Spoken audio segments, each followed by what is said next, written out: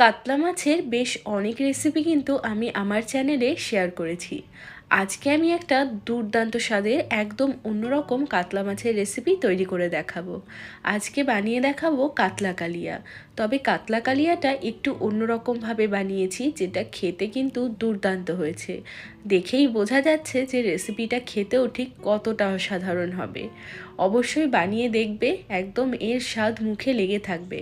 আর কোনো স্পেশাল দিনে তো এই রেসিপিটা অবশ্যই ট্রাই করবে। আশা করব তোমাদের অনেক ভালো লাগবে। তাহলে চলো আর কথা না বাড়িয়ে রেসিপিটা ঝটপট করে দেখে নেওয়া যাক। নমস্কার, আমি সুস্মিতা। আমার রান্নাঘরে সবাইকে স্বাগত জানিয়ে শুরু করছি আজকের রেসিপি।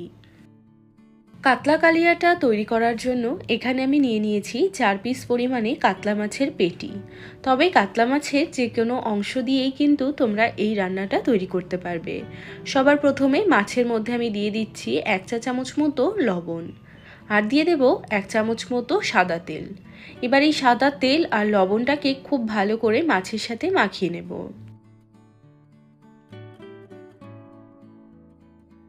মাছটা মাখানো হয়ে গেছে। এবার কড়াইতে আমি দিয়ে দিচ্ছি বেশ খানিকটা পরিমাণে সর্ষের তেল।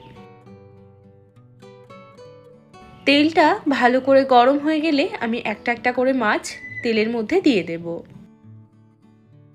গ্যাসের ফ্লেমটা একটু বাড়িয়ে দিয়ে মাছগুলোকে কিন্তু উল্টে পাল্টে খুব ভালো করে ভেজে নিতে হবে।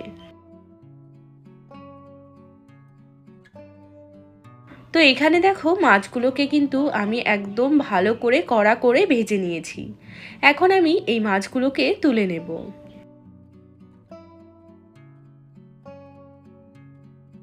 এবার এই তেলের মধ্যে কিছু গোটা মশলা ফোড়ন দিয়ে দিচ্ছি। সবার প্রথমে দিয়ে দেব দুটো তেজপাতা, দিয়ে দেব দুটো এলাচ আর দুটো দারচিনির টুকরো। ফোড়নটাকে কয়েক সেকেন্ড মতো হালকা একটু নাড়াচাড়া করে নিচ্ছি। এবার এর মধ্যে অ্যাড করে দেব একটা ছোট সাইজের কুচনো পেঁয়াজ। এবার পেঁয়াজটাকে একদম ভালো করে কড়া করে ভেজে নিতে হবে। যতক্ষণে পেঁয়াজটা ভাজা হচ্ছে ততক্ষণে আমি একটা মশলা তৈরি করব। এর জন্য নিয়ে নিয়েছি একটা বাটি। এর মধ্যে দিয়ে দিচ্ছি দুটো ছোট সাইজের পেঁয়াজ, দিয়ে দেব 6-7 কোয়া মতো রসুন, দিয়ে দিচ্ছি 1.5 ইঞ্চি মতো আদা, আর দিয়ে দেব 3-4টে মতো কাঁচা লঙ্কা। এবার দিচ্ছি 2 টেবিল চামচ মতো চারমগজ, আর দিয়ে দেব 1 টেবিল চামচ মতো পোস্ত। চারমগজ যদি না থাকে, চারমগজের পরিবর্তে তোমরা এখানে 4-5টা কাজুও অ্যাড করতে পারো। এবার এর মধ্যে বেশ খানিকটা জল দিয়ে সমস্ত কিছু একদম মিহি করে ভালো করে বেটে নেব। তো এখানে আমাদের সমস্ত কিছু খুব ভালো করে বাটা হয়ে গেছে।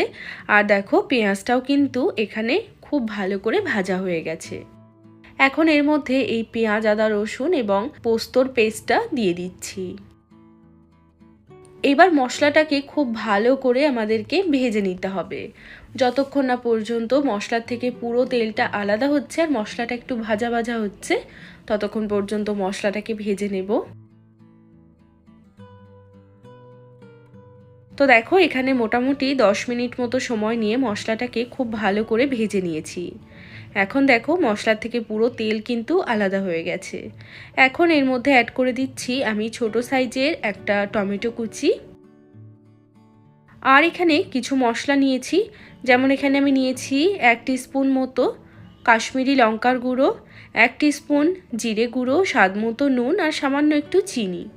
এবার এই মশলাগুলো দিয়ে খুব ভালো করে মশলাটাকে আমাদের মিশিয়ে নিতে হবে। সামান্য একটু জল দিয়ে এবার মশলাটাকে কষিয়ে নেব আরও মোটামুটি 4-5 মিনিটের জন্য।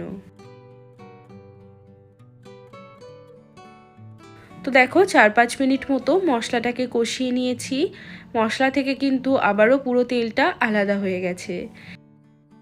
এখন এর মধ্যে দিয়ে দেব লিকুইড দুধ। এখানে আমি 1 কাপ মতো দুধ নিয়েছি। আর তোমরা যে যতটা গ্রেভি রাখতে পছন্দ করবে ততটা পরিমাণে এখানে দুধ অ্যাড করবে।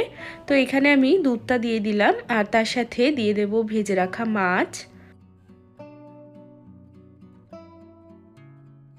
আর দিয়ে দেব দুটো কাঁচা লঙ্কা। এবার সমস্ত কিছু খুব ভালো করে একবার নাড়াচাড়া করে নিচ্ছি।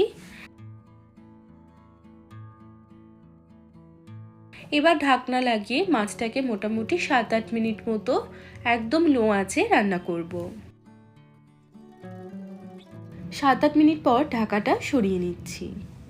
একবার ভালো করে নাড়াচাড়া করে নেব। এবার এর মধ্যে দিয়ে দেব হাফ চা চামচ গরম মশলার গুঁড়ো আর দিয়ে দিচ্ছি হাফ চা চামচ মতো ঘি। এবার খুব ভালো করে নেড়েচেড়ে মিশিয়ে নেব। আর 2 থেকে 3 মিনিট মতো মাছটাকে আরও কিছুক্ষণ জাল করব। এতে গ্রেভিটাও একটু টেনে আসবে এবং তেলটাও উপরে ভেসে উঠবে। তো 2-3 মিনিট পরেই দেখো পুরো তেলটা উপরে ভেসে উঠেছে আর গ্রেভিটাও কিন্তু অনেকটাই টেনে গেছে। এখন গ্যাসটাকে অফ করে দিলে গ্রেভিটা আরও কিছুটা টেনে যাবে। তো এখন আমি গ্যাসটাকে অফ করে দেব।